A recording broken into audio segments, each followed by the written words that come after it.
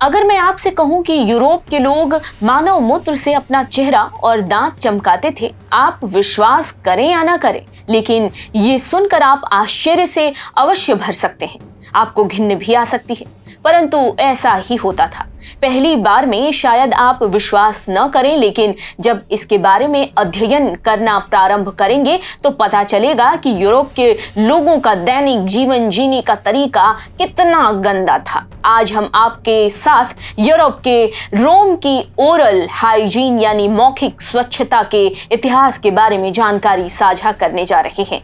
नमस्कार, आप देख रहे हैं टी5 इतिहास। मैं पद्माश्री शुभम आपको बताऊंगी कि सभ्य यूरोप के लोग कभी कुल्ला करने के लिए मानव मूत्र का उपयोग करते थे। आगे बढ़ेंगे, लेकिन उससे पहले अगर आपको हमारा काम और हमारे विचार पसंद आ रहे हैं तो हमारे वीडियो को लाइक करें और हमारे चैनल को सब्सक्राइब कर लें। बेल आइकॉन प्रेस करना बिल्कुल न भूलें।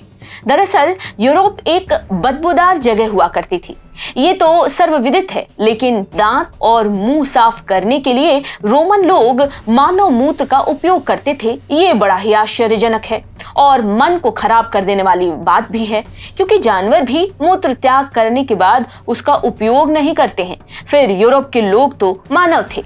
रोम के लोगों द्वारा मानव और पशु मूत्र उपयोग करने के पीछे तर्क ये दिया जाता है कि मूत्र में अमोनिया, नाइट्रोजन और हाइड्रोजन का मिश्रण होता है जो सफाई करने के काम में आता है। ये सत्य है कि मूत्र में अमोनिया होता है और ये साफ सफाई के लिए उपयुक्त भी होता है, परंतु प्रश्न ये है कि क्या अमोनिया होने के कारण उसे दांत चमकाने में उपयोग कर लिया जाएगा?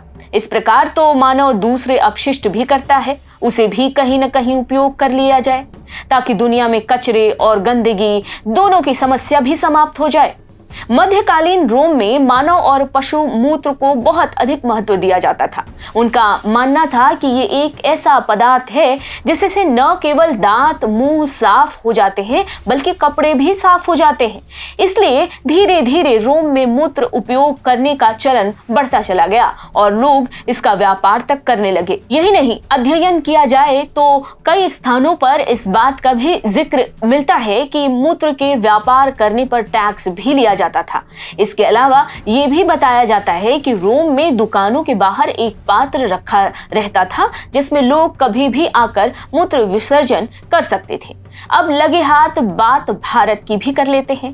प्राचीन समय में भारतीय लोग दांतों की सफाई करने के लिए प्राकृतिक तरीकों को अपनाते थे। भारत के लोग सामान्यतः पेड़ों की टहनियों का उपयोग दातून के रूप में किया करते थे, आज भी करते हैं। दातून मुंह के हर कोने तक पहुंचने के लिए पर्याप्त होता है, जो नीम, बबूल, आम के पेड़ की टहनियों से बने होते हैं।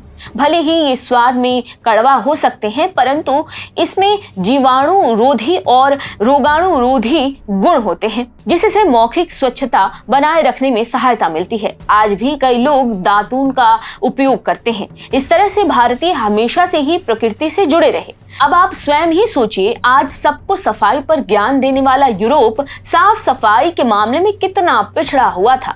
रोमन लोग मूत्र का उपयोग अलग अलग तरीके से करते थे, जैसे दांतों और मुंह को साफ करने के लिए पानी में मिलाकर और कपड़े धोने के लिए डिटर्जेंट के रूप में उपयोग करते थे। परंतु प्रश्न ये पूछा जाता है कि मूत्र का उपयोग करने के प्रमाण कहाँ हैं? तो बता दें कि एक रोमन कवि गायस वैलेरियस कैटुलस ने अपनी एक कविता में दो पात्रों के बीच होने वाले संवाद में इसका उल्लेख किया है। ये थी रोम की मूत्र उपयोग गाथा, जिसके बारे में अगर संक्षेप में कहा जाए तो ये इतनी घृणा से भर देने वाला विषय है जिसके बारे में पढ़ते हुए अगर कोई कल्पना करने लगे तो उल्टी तो अवश्य ही कर देगा। यही नहीं, हमने पहले भी यूरोप के लोगों की मल त्याग व्यवस्था के बारे में जानकारी दी है, जिसे आप नीचे दिए गए वीडियो में देख सकते हैं।